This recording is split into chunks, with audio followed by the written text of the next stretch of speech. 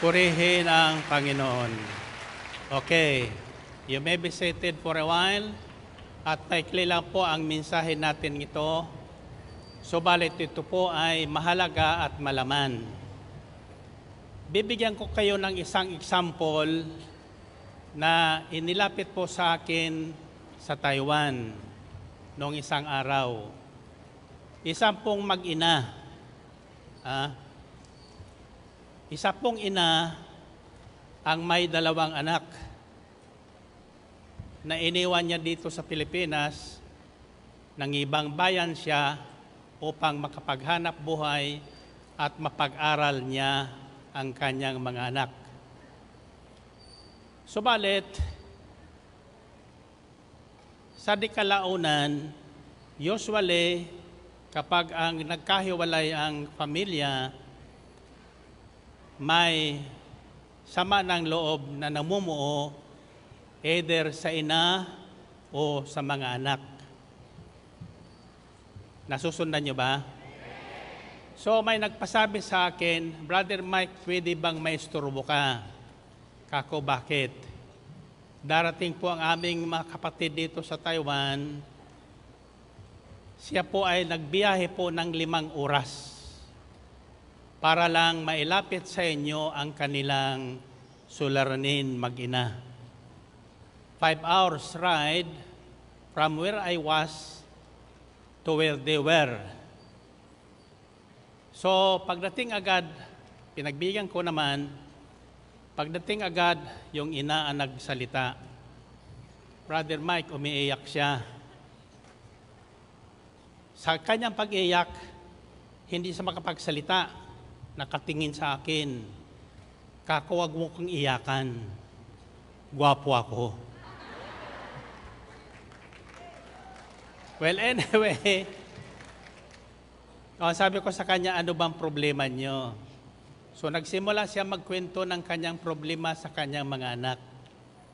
Yung anak naman na dalaga ay nakikinig, nandun sa tabi ko. Kako, ano bang problema mo? Well, sabi niya, yung aking anak na lalaki ay naging bakla na. Ito naman yung aking anak na babae ay sa tingin ko, palagay ko, tumboy na. Well, anyway, kako, anong kailangan mo? Kailangan ko niyang panalangin mo sila para sila magbago. Ang sabi ko sa kanya agad, baka ikaw ang kailangan magbago. Baka ikaw muna bilang isang ina ang magbago. So nagulat siya siyempre sa akin. Well, anyway, nang buksan ko po yon, nagsalita ngayon yung kanyang anak. Kasi ganito po yung Brother Mike. Ang akala ng nanay ko, ako ay tumboy na. Sapagkat yung aking kapatid na lalaki panganay ay naging bakla. Ang tawag pangana, sabi ng ina, naging transgender na. Ang sabi naman ng bata, hindi po, mami. Hindi po naging transgender ang aking kapatid. Naging bakla lang. Bakit?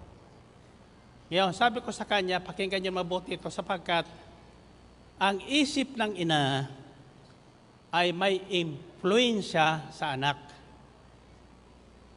At ang pangamba ng isang ina, agam-agam at sinasabi niya, ayon sa kanyang paniniwala, ay nagkakatotoo. Ang buti na lang, nung sabihin kong sa kanyang anak, magsalita ka ngayon. Binuksan niya ang kanyang dibdib. Ang problema niya na nanay, wala sa akin, nasa sayo. Sapagkat walang tama sa aming dalawa, wala kang kinakampihan pag may nakarating sa iyong sumbong, kundi ang tama ang kuya ko. Ako laging mali. Naisip ko na niya, sa totoo lang niya, Brother Mike, naisip ko nang magpakamatay.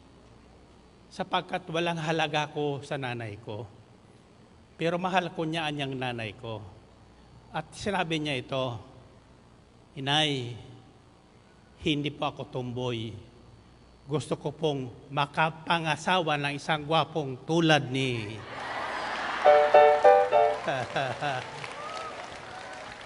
Well, anyway, ang sabi ko sa nanay, hindi ako nagkamali sa aking discernment. Pag kayo lumapit sa akin, alam ko na kung sino ang nagsasabi ng totoo, kung sino ang may suliranin at may problema, kung sino ang may kulang. Well, anyway, kako, bakit kayo magkasama ba kayo sa bahay ngayon? Ang sabi niya, hindi po. Ako ay nasa dormitory sapagkat ako ay nagtatrabaho sa isang factory. Ang nanay ko nasa Taipei, namamahala ng isang apartment yata o condominium doon. So magkahiwalay din sila. Yan ang problema ng magkahiwalay na pamilya. Kako, nasaan ang tatay mo? Ang tatay naman namin, iniwan kami. Iniwan ang nanay namin. Nang iwan niya ang tatay namin. Are you following me? That's why the basic problem of our society today is separation of families. Dahil sa paghahanap buhay. Hindi po masama ang maghanap buhay. Kaya lang, yung long separation ng mag-asawa at ng pamilya ay nagkakaroon ng pagitan na hindi natin malalaman. Haka-haka, hula-hula ang nangyayari sa bawat isa. Akala ko ay ganito, akala ko ay ganon. In other words, communication and confession is very important. So nang marinig ko po ang pagtatapat ng dalaga, kako, ilang taong ka na ba, anak? Sabi, 31 years old na po ako. At ibig ko pong magkaroon ng sariling pamilya. In other words, hindi siya tumboy. Kako, mali ang haka-haka mo. Alam mo, ginawa ng ina, napaiyak siya at niyakap ang kanyang anak at ang sabi niya, anak, patawarin mo ako sa aking pagkukulang sa iyo. Now, yan po ang sinasabi sa Bibliyang, confess your faults or your sins one to another and pray for each other so that you may be healed. Yan, pinagsisimula ng kagalingan ng katawan, kagalingan ng isipan, kagalingan ng relasyon sa isa't isa ay pag-amin ng kakulangan ng sarili. Nasusundan nyo? Mahilig kasi tayong magtuturo. Ikaw kasi. Tatandaan nyo, kapag nagturo ka ng isang daliri, 3 ang nakaturo sa iyo. At ang isa ay nasa itaas. Ibig sabihin ito, God is our witness. Na ang nakikita mong pagkukulang ng kaharap mo, 3 ang pagkukulang mo sa Kanya. 3 ulit ka magsisisi. Well, anyway, after the confession, nagyakapan sila at hinawakan ko ang kanilang kamay at kami nanalangin. Miracles of miracles, mula sa sandaling yon, nagkasundo ang mag-ina. At dahil sa ginawa ng Panginoon, nakalibre ko ng hapunan. Nag-blow out yung nanay niya, pinakain kami sa isang restaurant, bagamat gabi na at uuwi pa sila sa kanilang pinanggalingan, kaya doon ko pinasimula ng aral. Walang sino man nakikilala kay Jesus, lalapit sa Kanya na may suliranin na uuwing hindi pinagaling ng Panginoon.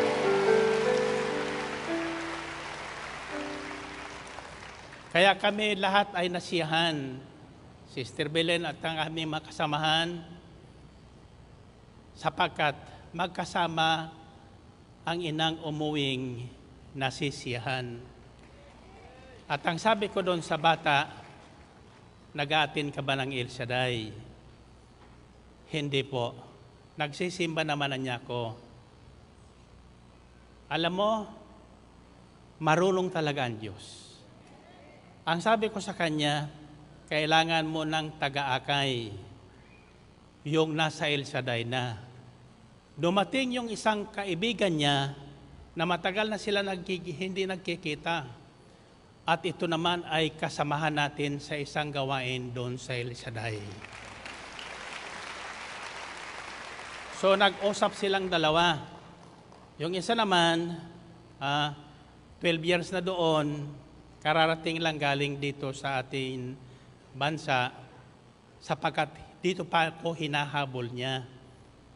Nang malaman niya nandun ako, so humabol din siya. Nagkita sila. Kako, ikaw naman, ano mang problema mo? Brother Mike, problema ko asawa. Kako, may asawa ka na? Wala pa po. Gusto ko pong magkaasawa. So nag-usap silang dalawa.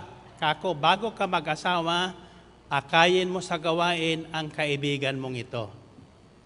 Ikaw ngayon ang aakay para siya makalapit ng personal sa Panginoong ating pinaglilingkuran. Amen ba? So at least, nakasundo sila. Ang problema lang nila, ang off nung dalawa, hindi magkasabay. May araw sila, pero ang pinapasokan nilang pabrika ay iisa. Magkahiwalay lang sila ng dormitory. So, ang off ng isa, hindi sabay doon sa isa. Sabi ko, huwag niyong problemahin yan. Manalangin kayo sa isa't isa, magkakasama kayo sa gawain ng Panginoon. Amen ba? So, ito po ang nagganap sa babaeng dinudugong ito. Na malimit nating marinig ang kwento ng babaeng ito. Subalit, sa aking pagninilay, 4 pong hakbang ang naginawa ng babaeng ito bago nakalapit sa Panginoong Kristo. Ang sabi sa Biblia, nang marinig niya ang mga sinasabi ng tao tungkol kay Jesus. In other words, hindi pa narinig ng babaeng ito si Jesus.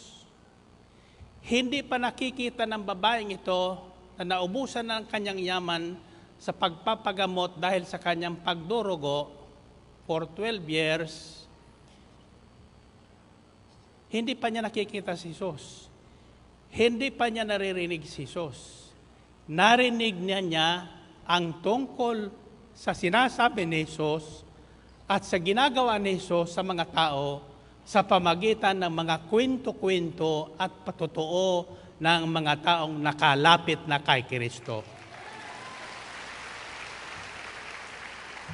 Ganyan po kahalaga ang ating mga patotoo sa buhay. Nagkaroon ng ganitong gawain dahil sa aking patotoo sa ginawa sa akin ng Panginoon. Ang patotoong yon ay narinig ng mga tao at pinaniwalaan ng mga tao. Sila rin ay kusang loob na lumapit kay Kristo. Kusang loob na lumapit kay Kristo.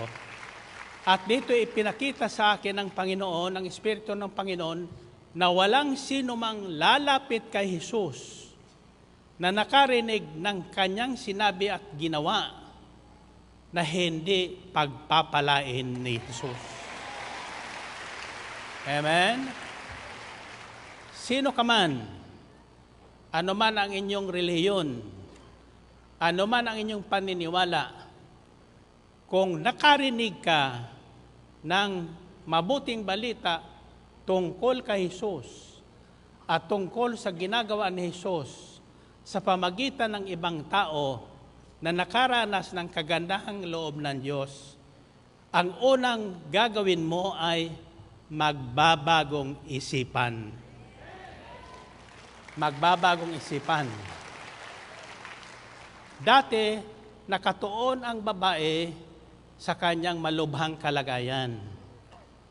Palubha ng palubha sapagkat lahat na doktor ay kanya nang nilapitan, naubos na ang kanyang kayamanan, pero lalo na siyang lumalala. Ano sa tingin niyo ang pakiramdam ng taong yon? Mamamatay na. Wala nang pag-asa. Subalit nang marinig niya ang usap-usapan tungkol kay Jesus, tungkol sa mga sinasabi ni Jesus, at tungkol sa mga ginagawa ni Jesus, nagbago ang kanyang isipan. Nagbago ang kanyang isipan. At ganito ang direksyon ng kanyang isipan. Sabi sa Biblia, she thought in her heart, na pag-isip-isip niya, ako kaya lumapit kay Kristo. Makalapit lang ako at mahipo ko ang kanyang damit, gagaling ako. Gagaling ako. So anong nagbago? Ang unang nagbabago sa taong nakaririnig ng mabuting balita tungkol kay Kristo ng salita ng Diyos ay pagbabago ng isipan. Yung isipang nawawalan ng pag-asa ay nagkakaroon ng pag-asa. Amen ba? Pangalawa, sa pagbabago ng isipan, nagbabago ang pananalita. Kaya nawi ka niya, makalapit lang ko sa taong ito at mahipo ko ang laylayan ng kanyang damit, gagaling ako. Gagaling ako. Hindi sinabi ng babaeng, mamamatay ako. Noong una, yun ang bukang bibig niya. Tuwing sa duduguin, mamamatay na ako. Mamamatay na ako. Totoo hindi? Nanghihina na ako. Nanghihina na ako. Matanda na ako. Matanda na ako. Pangit na ako. Pangit na ako. Narinig niyo ba sa bibig ko yon? Anong naririnig niyo? Kaya ang tingin niyo ay purihin natin ang Panginoon. Purihin na Diyos. Pangalawa, nanatili ba siyang ang babaeng nakinig sa mga usap-usapan? Basta niya ba sinabing, lalapit ako at hihipo ko ang kadamit niya at ako'y gagaling? Ano ang ginawa niya? Lumapit. Ginawa niya ang naisip niya. Ang naisip niya, sinabi niya. Ang sinabi niya, ginawa siya. Ginawa niya. Hindi niya sinabing, napakalayo naman ang Ambel. Nandito ko sa Pampanga. Baha pa kami, Brother Mike. Pwede bang ikaw na lang ang pumunta dito?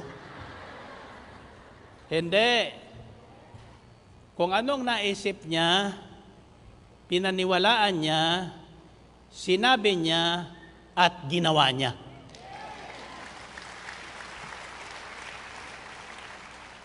Ngayon, gagaling kaya siya kung hindi niya ginawa ang naisip niya at sinabi niya? Tiyak hindi. Tiyak hindi. Maraming taong nakarinig na mabuting balita, nakaisip ng mabuti, pero hindi naman sila tumayo at nakipagsiksikan upang maisagawa nila ang kanilang iniisip, pinaniniwalaan tungkol kay Jesus. Amen ba? Sa Hong Kong, binahagi ko po ang 4 pillars of our faith. 4 na haligi ng ating pananampalataya.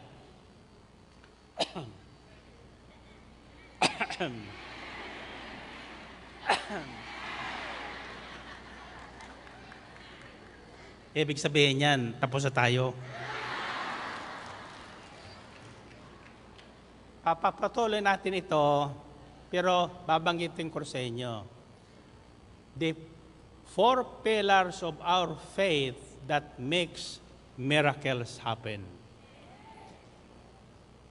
Ang 4 na haligi ng ating pananampalataya na nagiging sanhi ng mga himala ng Diyos sa ating buhay.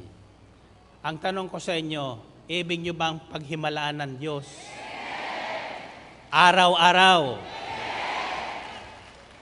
Now, the first pillar is hearing. Pakikinig. Pakikinig. Ano ang narinig ng babae? Ang mabuting balita tungkol sa sinasabi at ginagawa ni Jesus. Nanalig siya. Sa pamagitan ng pakikinig, nagbabago ang ating paniniwala. Pangalawa, paniniwala. Paniniwala. Kung anong marinig mo, laging maririnig mo, siyang paniniwalaan mo. Kaya laging sinasabi ko sa inyo, huwag niyong sasabihin sa inyong mga anak na bobo sila, pangit sila. Sabihin niyo, matalino ka anak, maganda at gwapo ka anak tulad ni.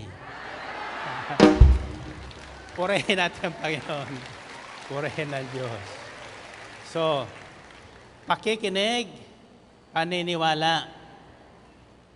Ang pangatlo ay pagsasagawa, doing. Kung anong pinaniwalaan mo, gawin mo. Narinig mo, pinaniwalaan mo, gawin mo. Para masubukan mo kung totoo. At totoo lahat ang sinasabi at ginawa at ginagawa, patuloy na ginagawa ng ating Panginoong Hesukristo. And the fourth is, prayer, pananalangin. It starts with confession. Your prayer must start always with confession. Sinasabi sa Biblia, confess your sins one to another and pray for each other so that you may be healed. The prayer of a righteous man is powerful and effective. Ang panalangin ng taong matuwid, paano tayo magiging matuwid?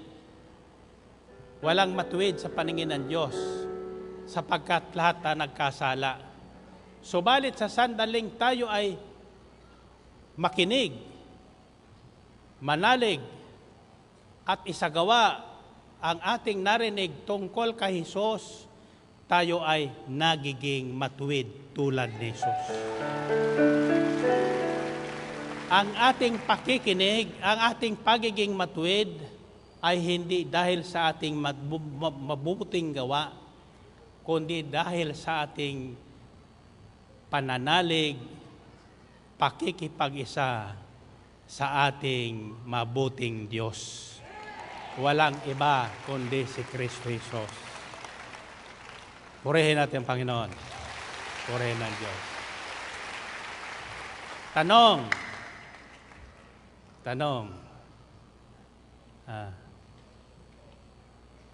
Ano sa tingin nyo ang iniisip ko ngayon?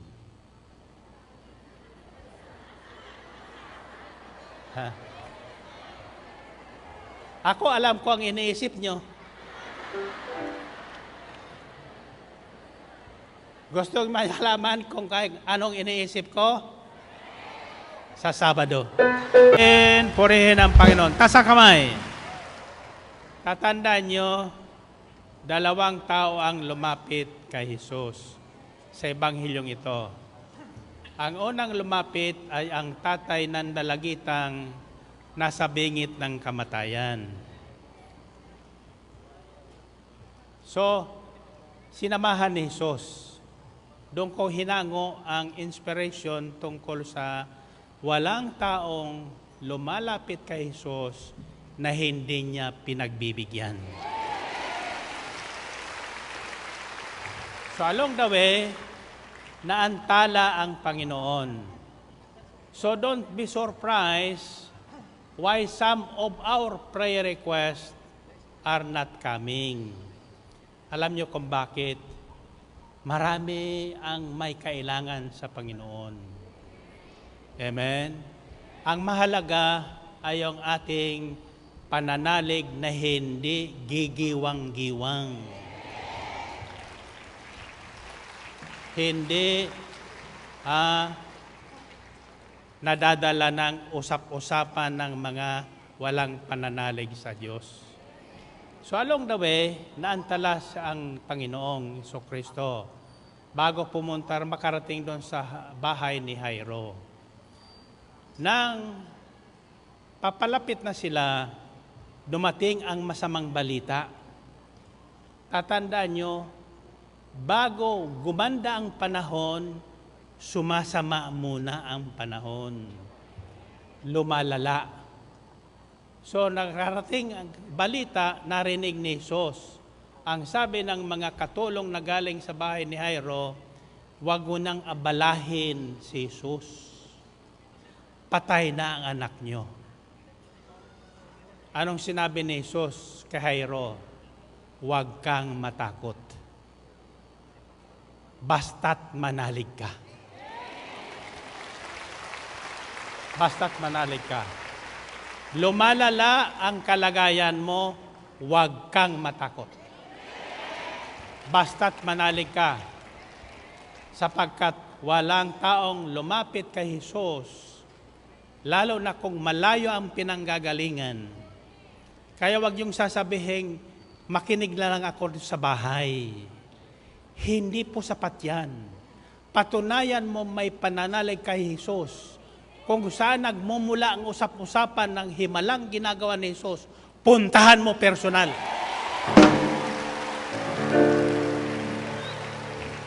At makikita mo. So, dumating ang Panginoon, sinama ang kanyang mga alagad at si Jairo sa bahay. Nag-iiyakan na siyempre doon sapagkat sa tao, patay na talaga yon. Patay na. Ang sabi ng Panginoon, bakit ba kayo nag-iiyakan dyan sa labas? Patay na niya bata? Hindi patay. Sa Panginoon, walang patay. Lahat ay buhay. Sapagkat ang Diyos natin ay buhay na buhay. Ang sino mang sa Kanya ay manalig at manampalataya ay hindi na mamamatay. Ang sabi ng Biblia. Amen ba? Ang kailangan lang manalig tayo ng tapat. Huwag tayo mag-aalinlangan. Don't change your mind from hopefulness to hopelessness. Always be hopeful that your miracle is coming your way. Amen ba? At iyon na nga ang napatunayan ng Panginoong Kristo kahit patay na. Kahit patay na ang damdamin mo sa boyfriend mo. Bubuhayin ni Jesus yan. Amen ba? Kahit patay na ang damdamin mo sa mister mong sumakilang bahay, kayang-kayang buhayin ng Panginoon yan. Amen ba? Taas ang kamay nyo. Ang sabi ng iba, Brother Mike, patay na sa akin yon. Patay sa'yo. Tatandaan nyo, nang kayo ay pagsamahin, narinig yung sermon sa merkado, hindi kayo ang nagsama. Ang Diyos ang tumawag sa inyo para kayo pagsamahin. Kaya ang pinagsama ng Diyos ay hindi maaring paghiwalayin ng tao. Paghiwalayin man sila ng tao, muli silang pagsasamahin ng Diyos. Amen ba? Kaya always be hopeful. Fill yourself with hope. Yan ang ibig sabihin ng hopeful. Always be filled with hope rather than hopelessness. Kaya ako'y umaasa sa gawain ito na lahat na tinawag at lumapit sa Kanya, sa Panginoong Kristo, ay pagpapalain ng Diyos. Amen ba? Taas ang kamay nyo. Lahat na darating ngayong Sabado at hindi a-absent tuwing Sabado, kahit umabsent ng Martes, okay na lang yun. Pero yung nakakarating ng Martes, doble ang pagpapala siyempre. Asang kamay nyo? Sabihin nyo, the greater the sacrifice, the greater the blessing. Amen ba? Okay. Pagtapong ko sa inyo, yun ang isisigaw nyo. The greater the sacrifice, the greater the blessing. Ibig sabihin, kung may time ka man lang, pumunta ka sa araw ng Martes. May special na pasalubong sa araw ng Martes. Amen ba? Yung iba niyang may itatabi na natin yan. Ako may panalangin sa lahat na darating dito sa Ambel. Saan man sila nanggaling, baguhan man o datihan, may himalang tatanggapin. Anong isisigaw nyo?